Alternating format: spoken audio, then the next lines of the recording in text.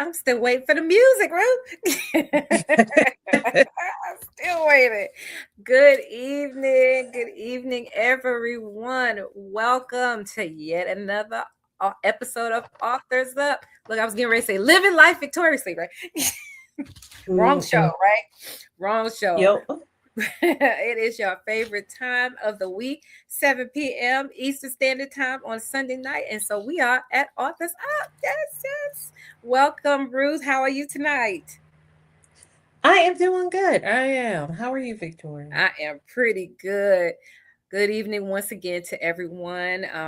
We are missing our compadre once again, Andrea Hines, and we just want to let her know that we miss you. We love you. We hope you are back with us soon, and we're praying for you, and we're asking our audience to keep you lifted up too. And hopefully, we'll be seeing your smiling face in the place once again shortly. But tonight it's just us. So, you have anything you want to say to the people's Ruth tonight? Just hi and happy. I'm glad you're here because we wouldn't be a show without you. So yeah. Exactly. And I say the same thing too. Listen, good evening, Nikayetta. How are you? And good evening, Serena. Thank you guys for being with us tonight. Please go ahead and like and share. We have a wonderful book and author for you tonight. But before we get started, we're going to do what we usually do and start with the week in review. And I think Ruth is going to go first tonight. Yep. So I had a was it this week? Yeah. So I started a new job. Okay. I actually started 2 part-time jobs, and honestly, my brain is happy with that because I get the variety of yeah. You know what it is. I mean, at this point, I feel like we're okay. I can choose, I can pick, and it gives me, this is what I like most, the ability to take off time as I need to because, I'm a little person that I want to see, and I want to see my jobs, but, still need money. So you do what you but well, you got to have money so you can go see the little person and buy the little person some gifts. That's right. This is what my finances are for. Right. But yeah, no. So they decided to schedule me both on the same days this past week. So it was a little harrowing working like 14-hour days and realizing that I am too old for that kind of stuff. Oh, wait a minute. Explain that. Explain. So you would go in the morning to the first job. What time? Yeah, it's 7:30 in the morning. 2. I went clock in until 4 o'clock. And the second job is 5 o'clock to 11. And they were, and I was like, well, I'll just do it this week because I'm training. And I'm like, it'll be okay. No, after the first night, I was like, no, we're not. We can't. Wait a minute. You work from 7:30 in the morning to 11 at night. Mm-hmm. Oh no, ma'am. Oh no. No, that's what I told them to. That's what I told them the next night, and they actually took me off the schedule. So we're not of that. So yeah, so I had a very tiring week. I bet you did, ma'am. So Serena said, "Oh no, they would have found me laid out in the parking lot." Exactly. It was one night Like, I'm tired. Maybe I close my eyes. I'm like, no, just get home first. So, Oh no, ma'am. yeah, no, ma'am. So, yeah, no, we're not doing that again. Okay, We okay. the hours around. I do like the office job that runs Yeah. from 7 o'clock. I love that it's Tuesday through Thursday because I got my 4-day weekends and Weekends. Yes, yes.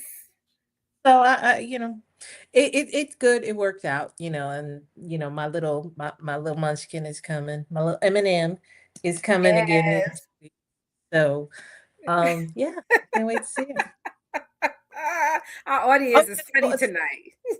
yeah, yeah. So I also have to promote. So I've gotten up to chapter 6 of The Immortal Anna Ruiz, and Yes. because I had to push out the other book out to Set Buzz Anonymous because it was one of those nights, and I was like, maybe I can fit it in on my lunch break. I'm like, no, you get 30 minutes of lunch. You are not writing on your lunch break. So I was like, yeah, no, no chapter this week. But Okay. Yeah, something had to give there. Something had to give. yeah, something had to get. But it's been great so far, and Yeah. I'm gonna just continue because that's what authors do today. They write Yeah. and then promote. Exactly. And So I have loved the new story. If you guys haven't thank you. tuned in yet, and Ruth is on Substack and she's doing her serial novel, The Immortal Uh-huh. Ruiz, right? Ruiz, yeah. Ruiz. I can't say it like you. Ruiz. The Immortal Ruiz. I love the way she rolls that R, y'all. But but she's doing that, and I'm looking forward to it. You know how back in the day we used to have the radio shows, and you have to tune in each part. Well, every time I get an email that the next part has come out, I said I wait until the evening time comes, and I have to. I sit back. I might give me a little popcorn, and I have to read the next chapter. I just love your writing anyway. So, and it's such an intriguing story. Thank So, you. I just love it. Thank you. So that Thank was you. your week. That was it. That, oh wait, yes. How That was was my yours? week. My week was, we were talking about it a little bit before our guest came on.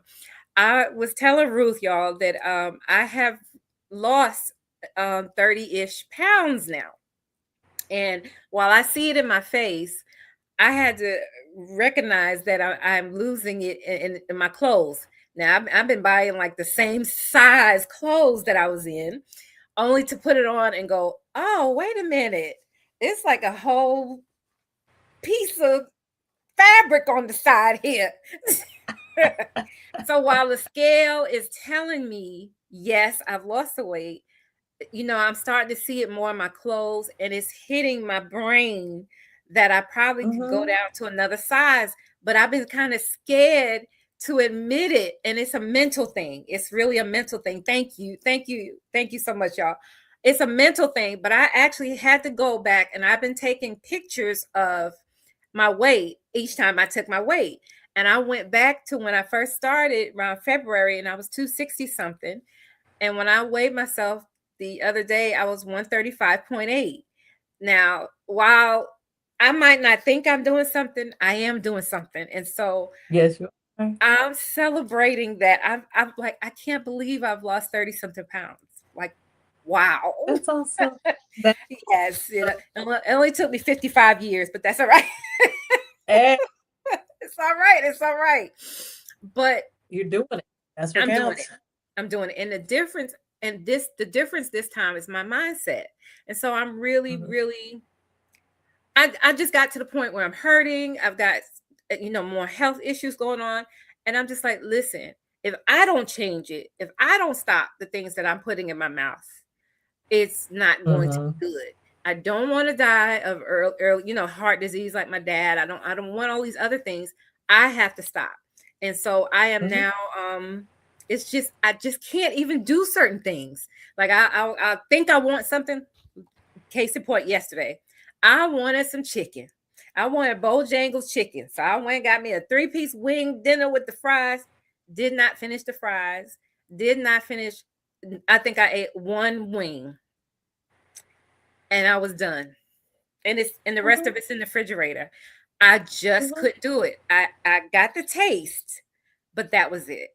And Yeah. so I'm now retraining myself that I can have it, but I don't have to overindulge. And so that's my PSA Mhm. for this week, is that you can eat, but I don't have to overeat. And it's one day at a time. If I cheat a little bit, I don't beat up myself.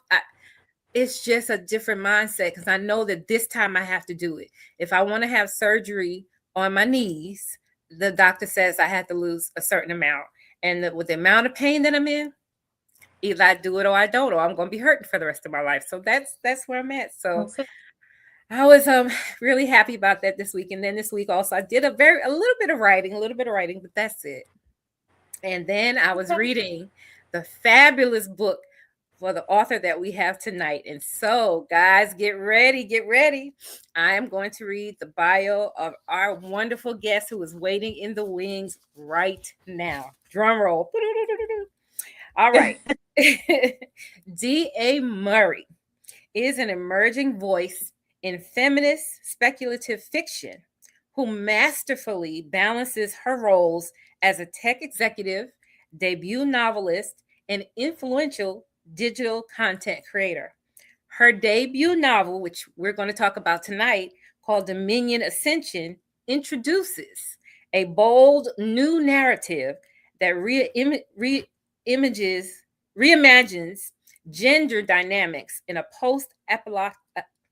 y'all help me tonight.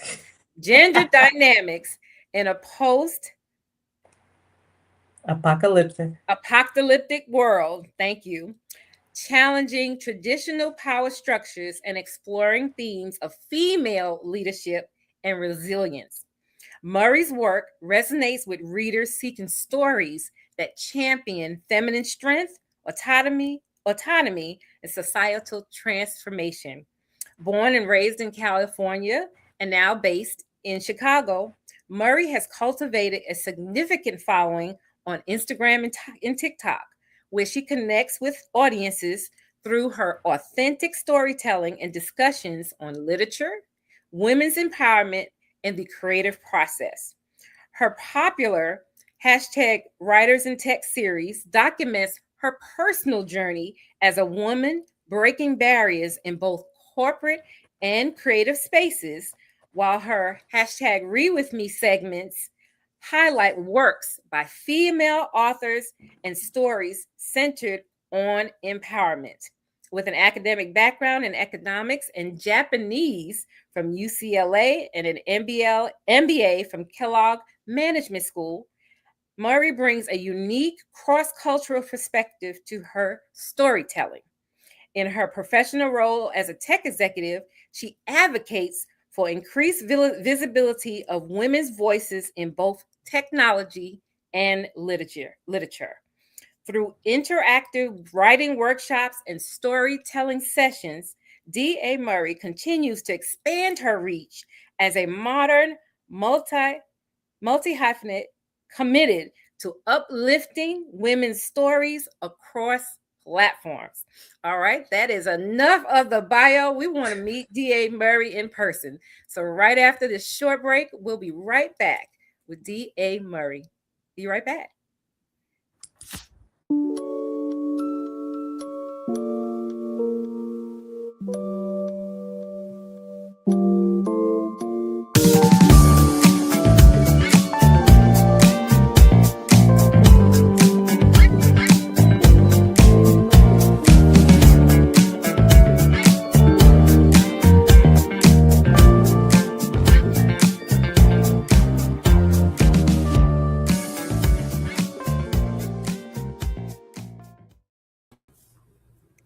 Welcome. Welcome.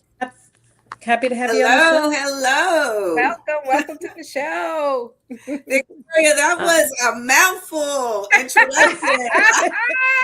What was a mouthful? That was a lot. Victoria, get yourself together tonight. I'm so excited about you and your book. I just couldn't get it all out. So, Oh, that's all right. And Ruth, I cannot wait to read The Immortal Anna Ruiz.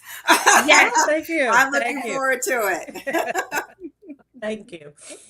All right. Well, let's talk about, before we do all that, let's talk about your book, because I have to say, I love the cover. When your PR person reached out, I was like, all right, look it over, love the cover, got to the first page, and I was like, oh no, we definitely need to speak with this. So tell us what your book is about. Absolutely. Well, it is essentially the United States about 30 years into the future.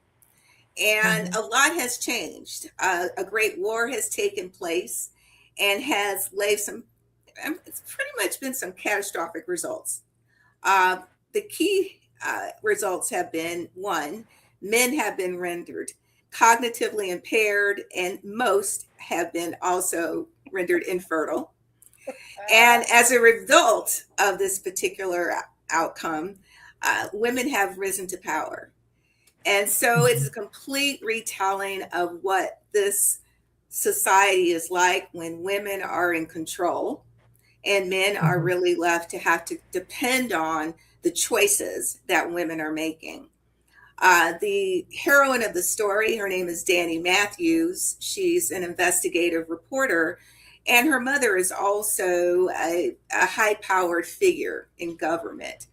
And she is determined to not only discover the truth behind Dominion, which is this new society, but also the truth about her own personal background. So Mhm. it's combined in that way, and it's all about the truth of Dominion as it comes out through a very long journey that Danny makes with an old childhood friend, and ends, I think, in just a very telling and exciting. Looking forward to the next Oh piece of this. yes. So, Yes, yes, ma'am. All right, so what was, I mean, because I think you hit on a lot of things that are, straight out of the headlines. There hmm, was of in there, especially with the reversal of the roles and the genders and all of that. Mhm. Um, what was your initial thought? What was that one thing that inspired you that you said, "Oh no, I have to write this story." right. I really think that a lot of it was inspired by my own career progression and how I have seen women advance in their careers in tech, outside of tech. And I pretty much just felt that, it was time to tell a story that really did empower where women are going. Mhm. And Mhm. that was really kind of the impetus for the entire thing. I started writing Dominion about, oh my God, back in 2019. Oh, wow. And Okay. so, yeah, yeah. And it was just amazing that by the time it was ready to actually be launched, we were in this, the environment that we're in today, Mhm. for better or worse. So Mhm. So you started in 20. I started in 2019, correct? Wow. And you finished. Finished? Ooh. I finished. I know, Ruth, as you know, as a writer, the number of drafts, which there are Yeah. probably about eight, alpha readers, beta readers, Mhm. editors, rewrite after rewrite after rewrite. I guess everything was ready to go by, I guess, the spring of 2025. And the book Okay. launched in late summer of 2025. Okay. Wow. Okay. Now, I have to say, I struggled a little bit um with the book because I loved the book. Like I said, I was captivated from that first page, but it was that, and I'll give you an example because my husband is, I'm sitting in our office and my husband was sitting there watching The Accused with Jodie Foster, and it is a story about a woman. And I'm listening to the courtroom scene and I'm getting mad because they're pretty much dismissing her. So, Mhm. that is the reality that women live in. So you take a story like this and you go, oh, well, men are just you and, they're put down. And there might be women who go, and we've been like that beginning of time. Why would we as women, the ones who have been, oppressed Mm-hmm. positions, why do we care? Why do we care? Yeah. Well, I think that there's a lot of reasons to care. I think from the standpoint of just the level of disruption that has occurred, really within just the last few years alone. I think when Mm-hmm. we think about things like the reversal of Roe v. Wade, when we think about just the level of disruption that has occurred, I think as a nation, in terms of what does it mean to be a good citizen? What does it mean to be someone who believes in, the needs of the many versus the needs of the few? I Yes. think Right. there's a lot of thematic issues that come to the surface pretty quickly and aren't Mm-hmm. necessarily solely about male versus female, but much more so about power. Who has it? Who doesn't have it? Mm-hmm. And how is it being leveraged for the legacy of our future?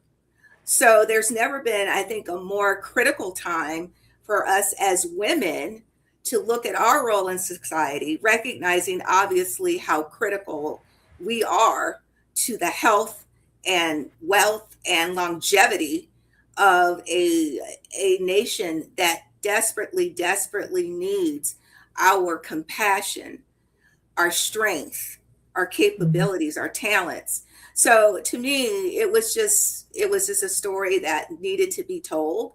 And and let's face it too, it's not like this is the first story of, female run society, by no means, Mm-hmm. but again, it's so much more about power and the Mm-hmm. Right. construct of power.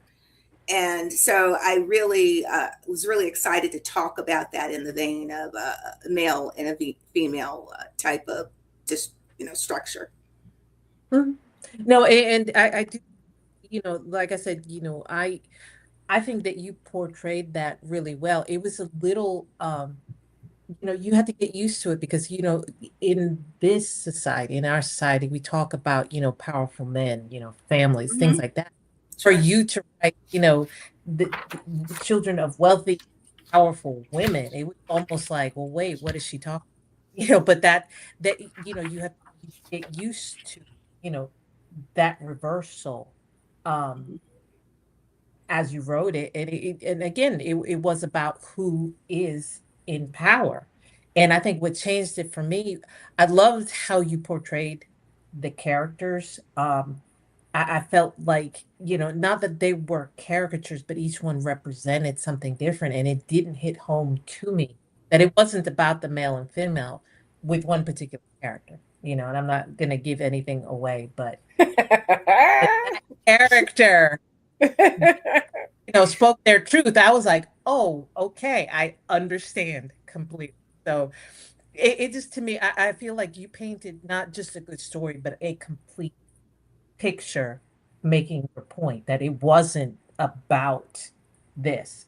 And I think oftentimes, even we make it about that, about the male, about Hmm. Hmm. gender, about any, all of that, when it's really about, you know, we can sit here and argue against ourselves, but it's really about that 1% who sits in. Hmm.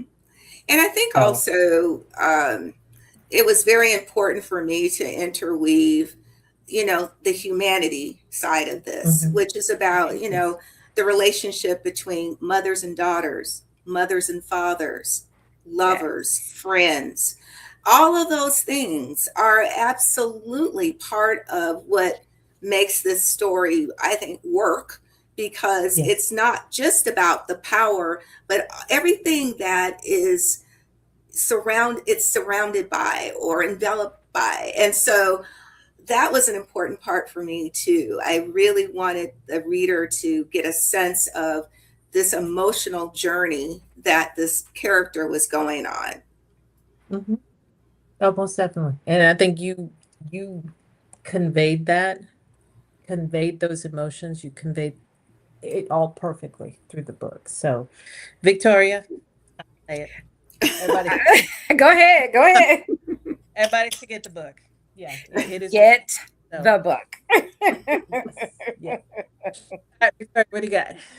Well, I was going to say what you said, DA, about your book.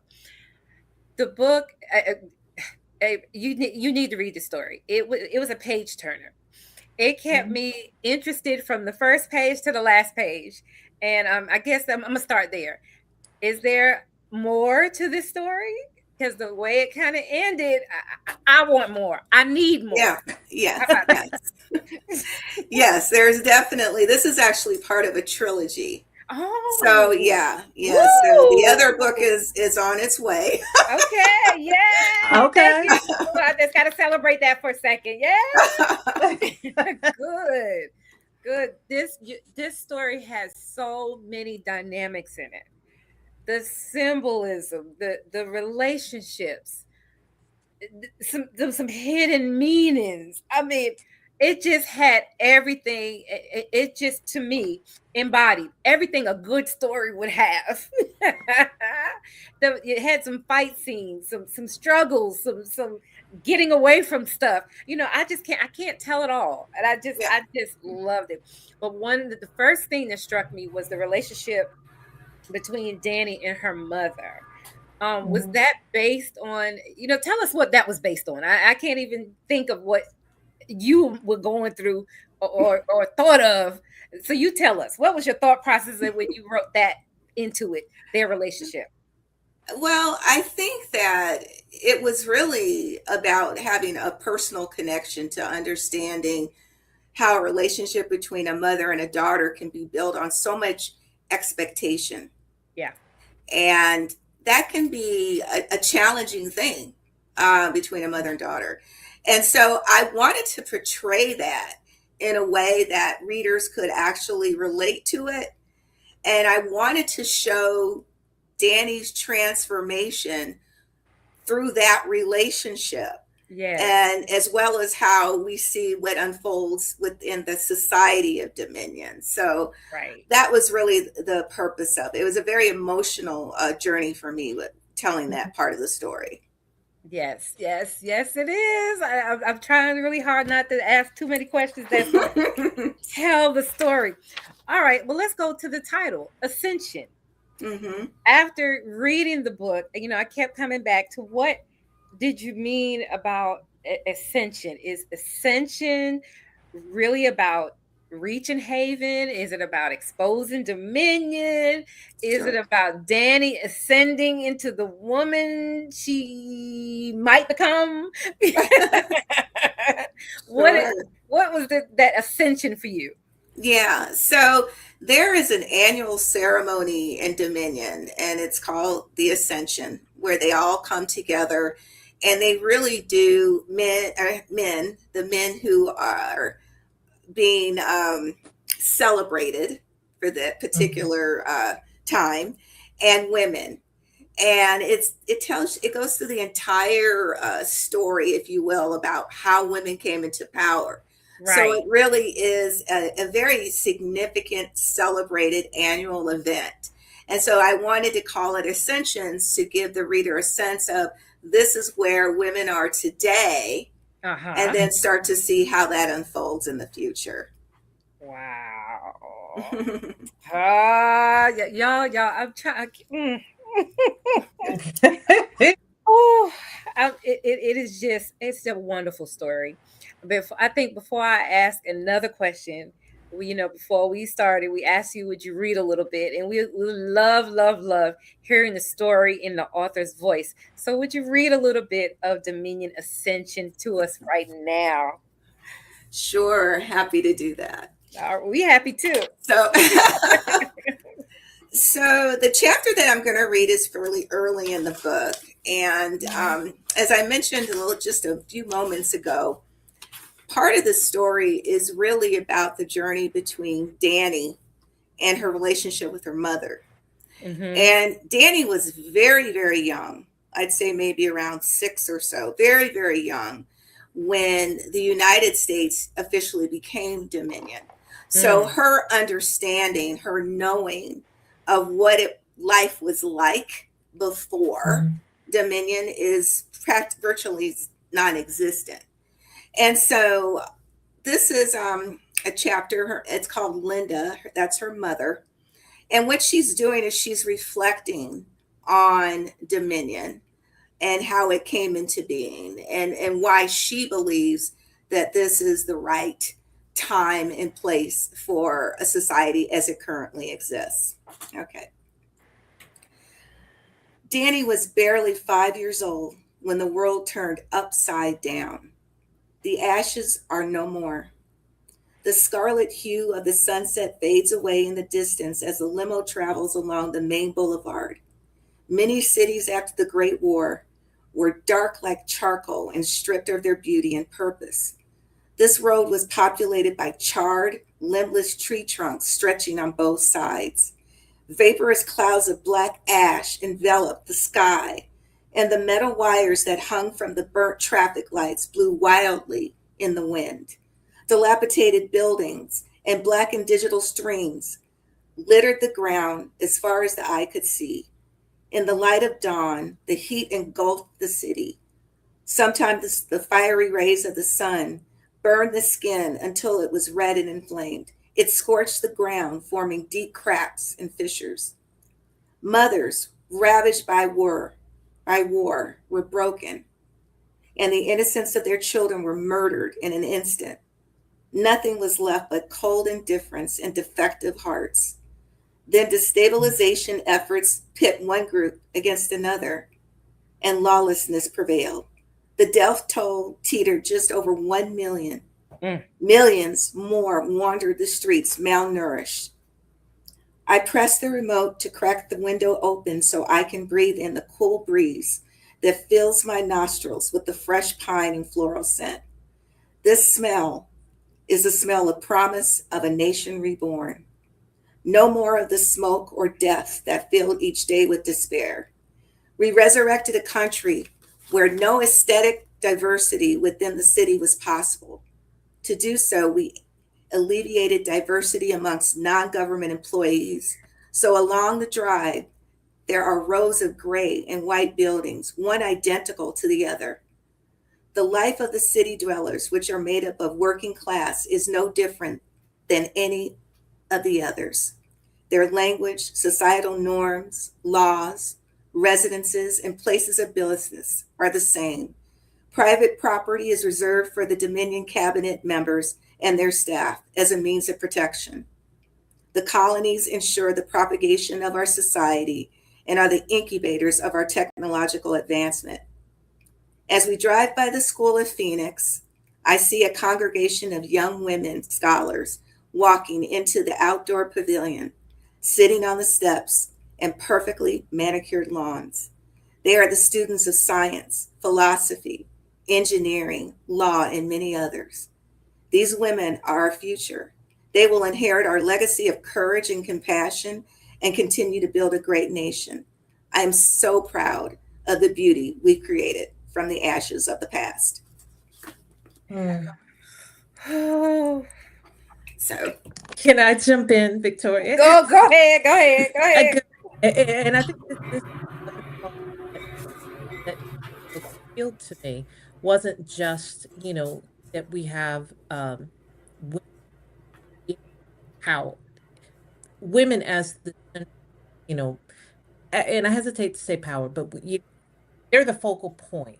They're the ones in charge. But you're also talking about women of color as well. It's not just, because and we all know that there is a dynamic there, So how important was that to you that your character was not just a woman, but was also, I believe, Creole and West Indies? Yeah, well, it was important for me to represent a woman of color, mainly because I wanted this to be a story that really did reflect, like I said, there's a personal connection here, for sure, the personal side of it. And I think that to tell a story where women are in power, which obviously that's the forefront, but that many of these women are women of color, I think just adds that additional layer of storytelling that I thought was so critical to just the cultural aspects that are kind of brought out in the book, and also reflective of my own personal knowledge. Right. We write what we know. So, Yeah, yeah, yeah. yeah.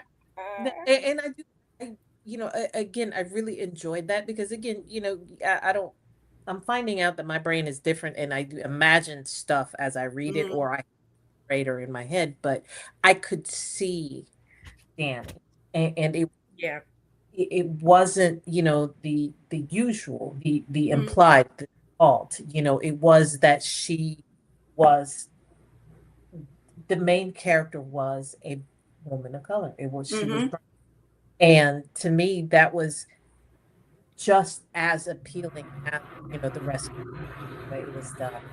Um, Now let me ask this: how do you see that in this society, a woman of color could achieve that level of, like her mom did? How high of a hot mhm. status? Right. Well, I think, if I had wanted to tell a a story also about being a society and the dynamics of color, the book could have been Mhm. twice as long as it already was. So I had one of the things I had to do was I had to stay focused on what I Right. really wanted to drive, and that was the power dynamics, male and female. I Mm-hmm. think the fact that this is a woman of color who is in power, as even the president of the United States is, if you look at her name, it's she's a woman of color. So I Mhm. think that the presumption should be, as you're reading this, is to say, hey, women are in control, and color in and of itself is not dictating the level of power Mhm. that they can actually achieve. And so that was something I wanted to kind of level off Mm-hmm. with this particular outcome. I liked it. I loved it too. Victor. I, and what I liked is even in Haven, Haven isn't perfect either. I like how Hmm. you wrote even on both sides of the resistance that there people struggle with different ethical choices. So how important was that for that you portrayed that there's imperfections on both sides and you didn't write a simple good versus evil story. So can Yeah, you talk about that for a little bit? yeah. Because I think that's reflective of life itself. Nothing is a straight Mhm. line. Right. Everything Right. zigzags. And I think that it was important to show that there's a difference between what people believe and what things actually are. Right. And so if this whole journey that Danny goes on is really about her discovering what actually what is versus Right. what she's been told to believe. Exactly. So it was absolutely important to have this, this haven that is believed to be a place of safety. And in many respects, it is, but it's also, subject to the same sorts of reality that anything else would be subject to, Mhm. Right. survival. Mm-hmm. What is the goal of its very existence? And so all of those things I think were important to build into the story, because this, again, it's a story about power. It's a story about choices that Right. have to be made, and sometimes the needs of the many.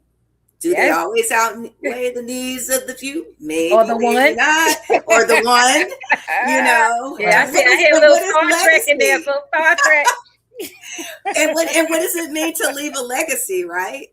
Right. Right. Do we ever think about what are we leaving 50, 100 years down the road? So all of those things are really, really complicated, meaty issues that need to be just dissected bit by bit. And so that's kind of what I wanted to do with this first story. Well, let me ask about your character development. How did you, what's your process for developing characters? Because you have a plethora of characters in this book. How did you come up with it? And then we're going to, and then second part two is the glossary of terms. How did you come up with how you call the breeders and how did you do that? Because I perfectly understood it. Right. Well, there's a lot to be said for indulging your creative instincts, right? So, the characters are in the book, are there, there's not a character in that book who doesn't bring the story along in some way, shape, or form. And so, obviously too, this is a book where I'm looking at three, in a trilogy. So these different characters are also setting up or laying up for what's going to be happening in the next book, or possibly the one after that. I think when it comes to the glossary, I'll be honest with you, I needed the glossary probably more than the readers did, because I was writing this book over years. And if you can imagine having to go back and say, okay, was it 5 or was it 6, different groups? And, and the L band, the S band, who had the brown band, who had the red band. Like, honestly, it had got to the point where I was like, I needed a reference guide. And so that was part of it. And of course, as a writer, I feel like I need a reference guide. I can only imagine how a reader would feel seeing this for the very first time and trying to figure out, wow, what is going on in this very elaborate world. You definitely built that world, and I love it. And I'm a fan. I'm a fan girl now. Could you tell us a little bit about your TikTok platform? You said I was curious about that. The read segments. Could you talk about that a little bit? Yeah. So before I launched my book, I started my TikTok for, oh my God, probably about 4 years before.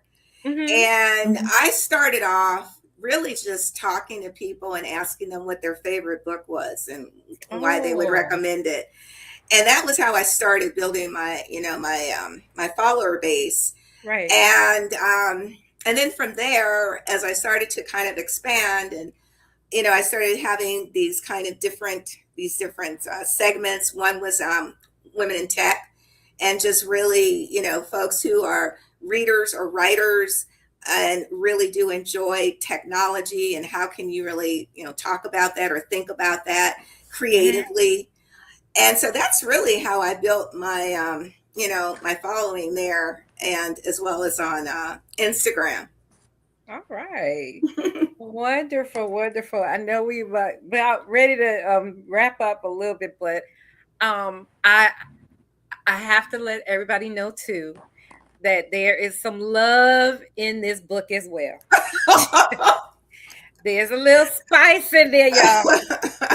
Little spice is it's got everything in there. It's got everything exactly. But that's why I said I had to tell about that part. A little spicy too. But what I liked about is that the love interest, they both cared for her, but they were very different people. And I like how you showed that as well, that they were two ends of the spectrum, and the choices that she has to make. Y'all just got to get it. Ruth, put that up there now. Get the book. Now, Victoria, though.